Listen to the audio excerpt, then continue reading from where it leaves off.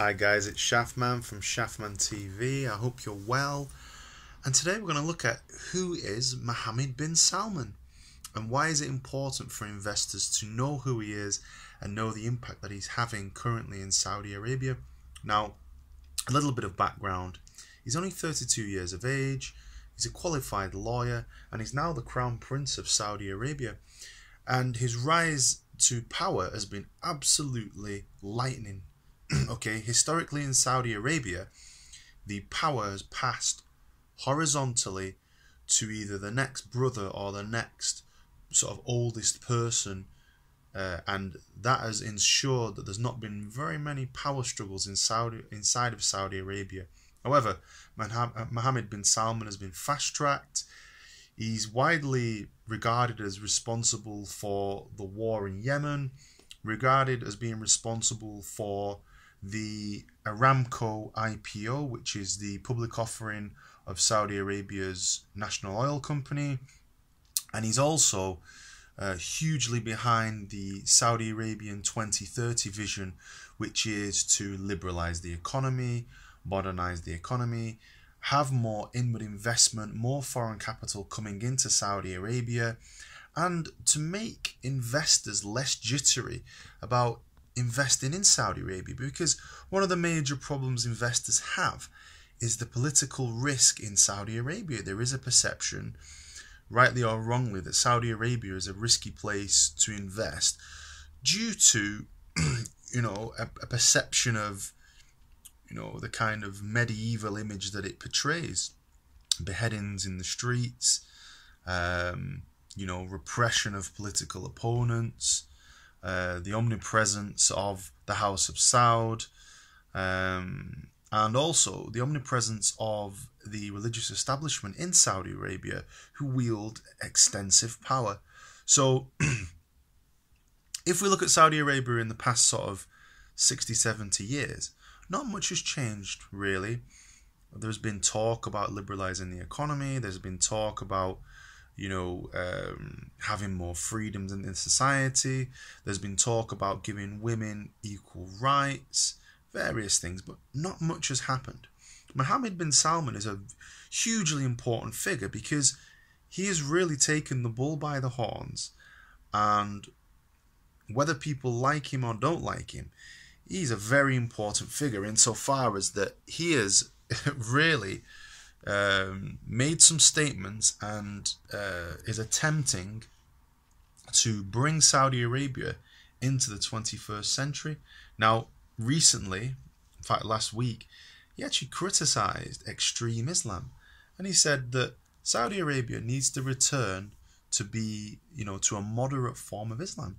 That's huge. That is absolutely huge. The House of Saud has really only maintained its power. Well, one of the primary pillars of that has been their liaison and their axis with obviously the United States, but also with the religious establishment in Saudi Arabia. And technically, for him to criticize extreme Islam, he's basically criticizing the religious establishment, because it's widely believed that Saudi Arabia has been involved in the export of terrorism, funding extreme Sunni groups, also Saudi individuals heavily involved in the Mujahideen in Afghanistan and in the war in Syria, and various, in the Caucasus, various other places. So for him to say that is huge, massive. Another thing which Mohammed bin Salman is looking to do is to have more foreign investment. And as I've pointed out, foreign investment gets jittery where they're not sure about the political scenario in a country. So women will now be able to drive very soon. He's looking to create a mega city on the Red Sea to rival Dubai, based upon technology and information technology and innovation, and to have the same type of rules there as there are in Dubai, which is basically very similar to a Western city, give or take some bits and bobs here and there. Also looking to IPO 5% of Aramco, and use that money to then diversify away from oil. So bin Salman is arguably one of the most revolutionary figures in modern Saudi Arabian history, because what he's trying to do in a very short space of time is he's trying to pull Saudi Arabia and into the modern world, and he's also trying also to create jobs for all those young people. There's vast amounts of young people in Saudi Arabia who don't have jobs. They just don't. There is no work available, and what he's trying to do is to create a more disciplined economy where subsidies are lower, where citizens are actually working in Saudi and creating a functioning economy with foreign investment and inward investment and creating a vibrancy. So this is massive also for investors, because Saudi Arabia controls between 8 to 10% of the world's oil supply.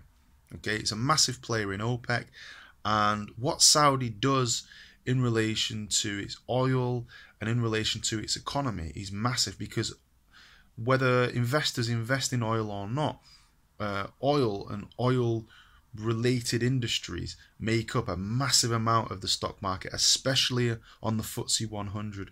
Oil and oil related stocks are something like 21% of the actual stock market in the UK. So what happens in Saudi is very important, and what bin Salman's doing is huge. He's really trying now to change the society. So the question is, can he do it? Can he do it if the religious establishment are not on board? And can he do it if he has created enemies inside the House of Saud? These are the central questions, but he's been as bold as brass so far, and he has been pretty effective in shaking up the actual establishment in Saudi Arabia. So we're going to have to see whether that's going to continue or not. So basically, interesting times ahead. So fantastic. Thanks a lot for watching the video. Please subscribe to my channel. I hope you enjoyed the video, and I wish you a fantastic day. Thank you. Thanks.